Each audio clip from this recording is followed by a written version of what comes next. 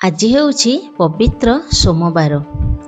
ସେଥିପାଇଁ ଇଚ୍ଛା ହେଲା ଟିକେ ଭୋଲେ ବାବାଙ୍କର ଦର୍ଶନ କରିବା ପାଇଁ। ମୁଁ ମୋ ସ୍ୱାମୀକୁ ନେଇ ଆମ ଗାଁ ମନ୍ଦିରରେ ପହଞ୍ଚିଗଲି। ମୁଁ ଭାବୁଥିଲି, ଆରେ ଆଜି ତ ସୋମବାର, ଭିଡ଼ ତ ବହୁତ ଥିବ। କିନ୍ତୁ ଦେଖନ୍ତୁ ବାବାଙ୍କର ଆଶୀର୍ବାଦ, ଭିଡ଼ ବିଲକୁଲ ବି ନଥିଲା। ଆମେ ବାବାଙ୍କର ପୂଜା ଭଲରେ କଲୁ ଆଉ ତାଙ୍କର ଆଶୀର୍ବାଦ ବି ନେଲୁ। କହିଲେ ସାଙ୍ଗମାନେ, ମନ୍ଦିରର ଏଇ ଯେଉଁ ପରିବେଶ, ଚାରିପାର୍ଶ୍ୱରେ ଥିବା ଯେଉଁ ଦେବାଦେବୀଙ୍କର ଦର୍ଶନ ମନକୁ ଗୋଟେ ଅଲଗା ଶାନ୍ତି ଦିଏ ନା। ଇଚ୍ଛା ହୁଏନି ମନ୍ଦିରକୁ ଆମେ ସବୁଦିନ ଯାଆନ୍ତେ, ହେଲେ କ'ଣ କରିବା, କାର୍ଯ୍ୟବ୍ୟସ୍ତତାରେ ଆମେ ଯାଇପାରନ୍ତିନି।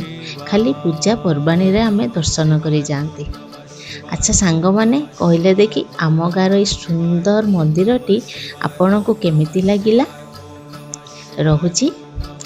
ଓମ୍ ନମଃ ଶିବାୟ।